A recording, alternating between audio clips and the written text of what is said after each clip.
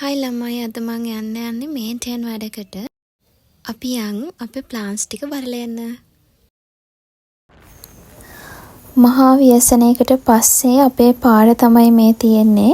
ඔතනින් එහා පැත්තේ තියෙන්නේ මහවැලි ගඟ. ඉතින් මහවැලි ගඟ ගම් වතුර ඇවිල්ලා 1947 ආවට පස්සේ තමයි ඔය ආවේ. මං ඉති ආපු ෆස්ට් ටයිම්. ඉතින් සෑහෙන ව්‍යසනයක් වුණා. සෑහෙන මිනිස්සුන්ගේ බඩු, දේවල්, දේපල, ගස්වැල් මේ හැමදේම හානි වුණා. මොන ප්‍රශ්න මොන විදිහට ආවත් අපි ආයෙ නැගී සිටින්න ඕනේ. අපි ජීවත් වෙන්න ඕනේ. ඒක නිසා උණ දේවල් සේරම හදාගෙන අපි ආයෙත් අපේ ජීවිතේ ගමන යනවා. ඔයාලා විශ්වාස කරනවද දන්නේ නැහැ. එදා තිබ්බ මහවැලි ගඟ දැන් 2 ගුණයක් 3 ගුණයක් විතර විශාල වෙලා. ඒක ඇත්තටම දකිතිත් බයයි හිතෙනවා. ඔන්න බලාගෙන යන්නකෝ. මුකුත් නොවුණු ගානට එයා හරිම නිහඬව ගලනවා. ස්වභාව ධර්මයට එරෙහිව පිටින් යන්න කිසි කෙනෙක්ට බෑ. මොකද එහෙම වුණොත් ස්වභාව ධර්මය ආයෙත් අපිට මේ ලෝකේ මේ හැම දෙයක්ම මේ පාරවල් මේ ගස් මේ කඳු මේ හැම දෙයක්ම ආйти ස්වභාව ධර්මයට කියලා එයා ආයෙත් අපිට මතක් කරලා දෙනවා. ඉතින් ස්වභාව ධර්මයේ තියෙන ධර්මතාවයන් අපි ආරක්ෂා කරන්න ඕනේ. සමහර තැන් තාමත් මඩ පාරට තියෙනවා. අද මම ප්ලාන්ට්ස් වල පත්‍ර වලට දාන්න මෙන්න මේ පොහොර එක අරන් තියෙනවා. Albert solution.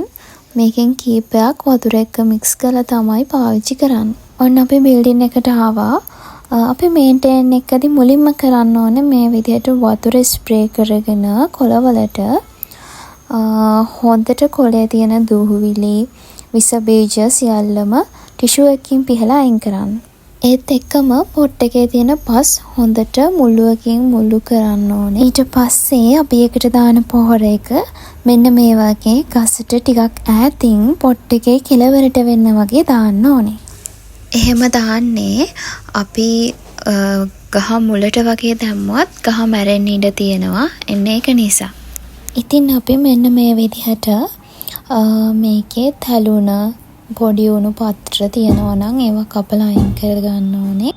පත්‍රයේ පැත්ත මේ පැත්ත හොඳට පෙරලා බලන්න ඕනේ. මොනවා හරි කෘමි ගහනයක් හරි මොනවා හරි වර්ධනය වෙනවද? විශේෂයෙන් කියන්න ඕනේ මේ ඇල්බර්ට් සොලියුෂන් කියන ෆර්ටිලයිසර් එක ඇත්තටම හිතකර එකක්.